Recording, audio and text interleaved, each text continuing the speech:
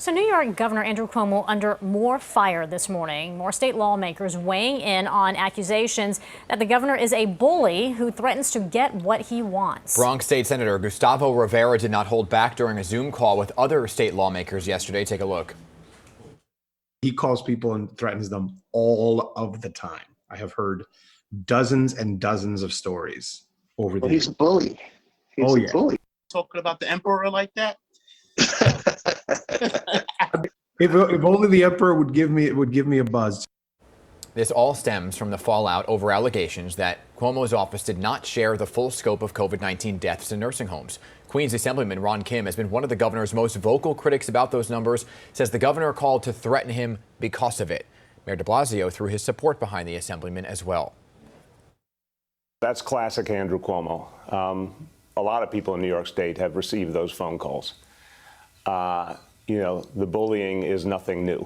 The threats, the belittling, the demand that someone change their statement right that moment, many, many times I've heard that. Joining us now is the man at the center of it all, Queens Assemblyman Ron Kim, joining us now live. Assemblyman, good morning to you. Good morning. Good morning. Thank you for having me on. Thank you for being here. Now, let's get right to it, because state lawmakers, they're going to be back in session next week, right? Republicans already pushing for something called an impeachment commission that needs bipartisan support. Do you think that will happen? And do you think that the governor should be impeached? It's not just the Republicans. I've had Democrat colleagues call me throughout the week that just taking away his powers is not good enough. It's going to expire anyway, end of April. They're asking me, what are the next steps? Can we do impeachment? But listen, I'm the chair of the Committee of Aging in the New York State Assembly. I just want to do my job. It's my job to protect older adults. I want to go back, undo the 10 months of bad policies under his administration. That's why we're here. We are talking about 15,000 older adults who died in nursing homes, and that's what we're trying to address. We have plenty of authorities that will hold him accountable. I know my colleagues will also hold him accountable moving forward. It's not just about holding him accountable. It's also the tactics that are being alleged here. Let me ask you in specific, what kind of phone calls and what kind of threats did you get? Listen, I don't want to go into the details, but on the call, Cuomo threatened to ruin my career if I did not issue a statement to cover for his top aide stunning admission of obstruction of justice. At one point, he asked me, who do you think you are? And I am, again, the chair of the Committee on Aging, and it's my job to protect older adults. He is an abuser. He has abused his powers, and abusers are cowards. And he, in my opinion, is worse than TJ Ducklow. You know, you're referring to Melissa DeRosso, and she was the one on that call to some top leaders that said that they were worried about the number of nursing home deaths and that the Trump administration would use it in retaliation against them. Just for the background for our viewers at home. So I just want to be very clear here. I understand you lost your uncle because of COVID in a nursing home. The governor alleges that this may be retaliation for a number of other things. Your response?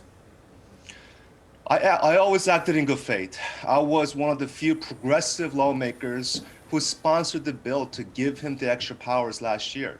I also authorized $40 million for him and Commissioner Zucker to get ahead of this COVID. I acted in good faith because at the time my constituents were scared. They needed a leader. Washington wasn't doing anything, and we wanted Cuomo to step up. But week after week, month after month, they engaged in cover-ups. They didn't communicate. They took away our right to legislate. By hiding information data, we could have legislated differently and had different outcomes. That's what upsets you the most about the cover-up. All right, I want to follow up on this because we want to get some details. We also want to get the other response because the governor's senior advisor issued a statement, in fact, responding to your allegations. We're going to put it up on the screen.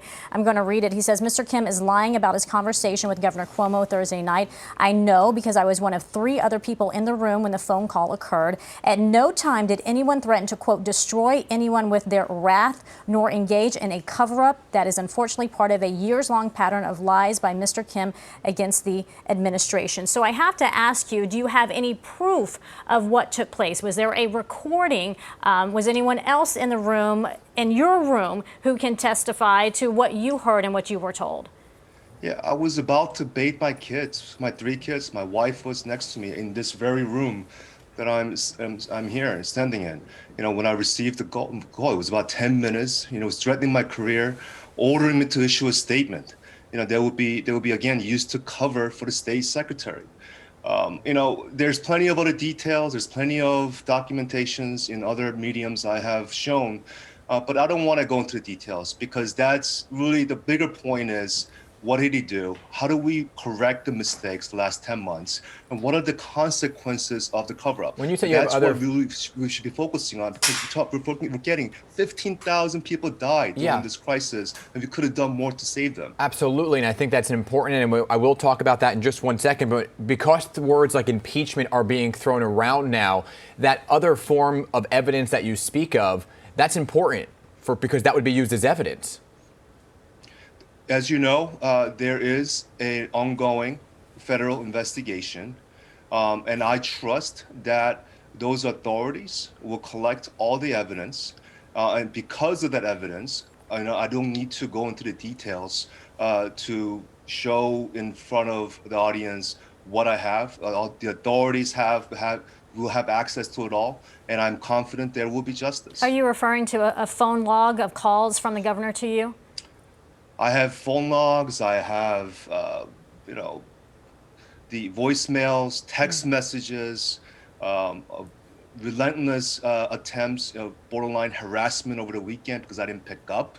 And mind you, this was Lunar New Year weekend. This is a very important holiday for my family and Asian Americans. Being so Asian, I understand that completely. But let me ask you very quickly before we have to go, do you want to see the governor stripped of his emergency powers in relation to this?